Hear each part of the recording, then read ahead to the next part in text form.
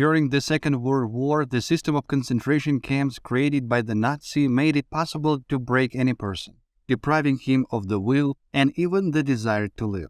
However, even so, many women performed incredible feats, even in inhumane conditions, managing to give birth to a child. True, the birth took place in such a terrible and extreme environment that even today a normal person cannot believe it. The Nazi camps knew no exception for anyone, even for women in labor, for whom even small problems sometimes brought torment.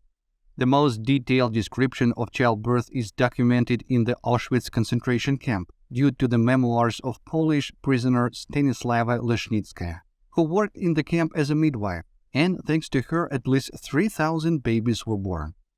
As a rule, pregnant women who ended up in the camps or who became pregnant already in the camp, and this happened for a variety of reasons, were sent to the wooden barracks at their due date.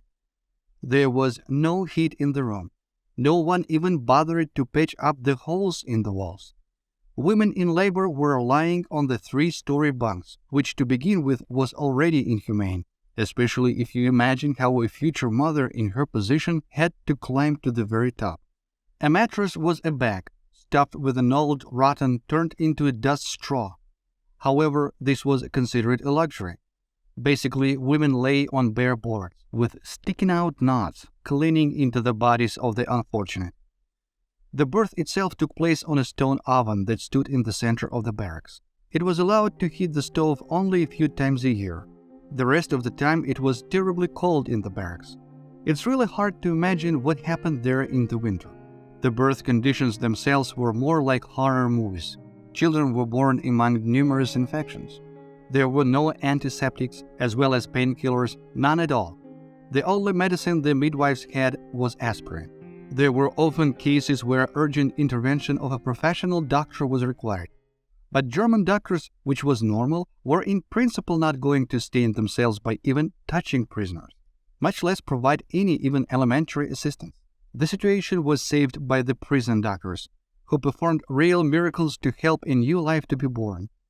Childbirth is impossible without water, but in concentration camp, hot water was out of questions. Also, to bring a bucket of ice for a midwife took at least 20 minutes. Born children must be wrapped in something, so future mothers went to the most incredible tricks to get at least a miserable semblance of sheet that was neatly torn into several pieces and washed when needed. Moreover, the sheet was exchanged only for bread rations.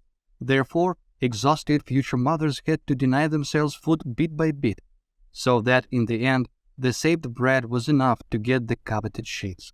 And such piece of material was dried only on the bodies of mothers. The unfortunate prisoners had no other opportunity to dry wet linen.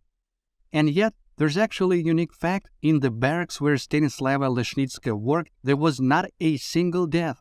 Children were born healthy, as far as the situation allowed, and most importantly, alive. And mothers also remained alive. According to the memoirs of Stanislava Lesznicka, once an SS doctor ordered me to compile a report on infections during childbirth and deaths amongst mothers and newborns. I replied that I had not had a single fatal outcome, either among mothers or among children. The doctor looked at me with disbelief. He said that even the improved clinics of German universities could not boast of such success.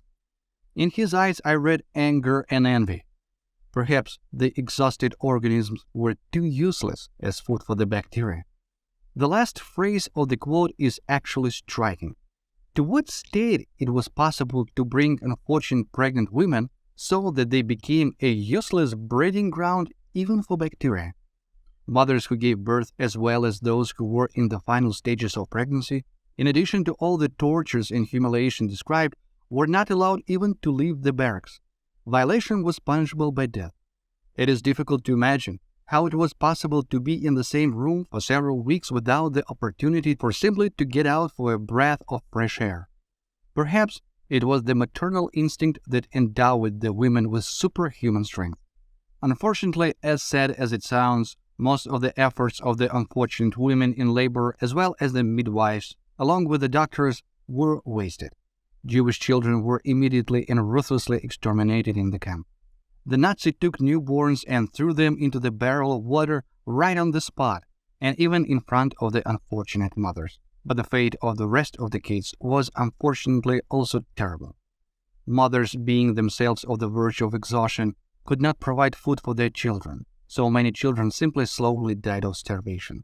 And another both a torture and inhumane punishment was the sentence to the woman in labor along with the baby. Sometimes a young mother who had not even had time to enjoy the happiness of motherhood for a short moment was sent with her baby to a crematorium or a gas chamber.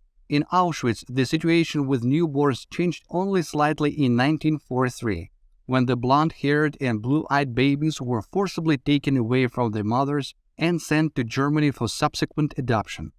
It is impossible to even imagine what a mother experienced when the child was forcibly and forever taken away. In total, according to post-war estimates, only in the Auschwitz camps since 1943, out of 3,000 children born, only 30 survived to liberation. At least 1,500 babies were drowned in barrels of water. At least 1,000 more died of starvation. How many babies were executed along with their mothers and how many were taken from their parents to Germany has not been reliably established to this day. It may sound somewhat cynical, but even getting into a barracks for women in labor, in which they were, to put it mildly, inhumane conditions, was a pipe dream for many pregnant prisoners. And this is true. Most of the pregnant women were simply ruthlessly destroyed in gas chambers or crematoria. Miriam Rosenthal, one of the prisoners of the Auschwitz concentration camp, spoke about this after the war. The Nazi practiced the so-called voluntarily withdrawal.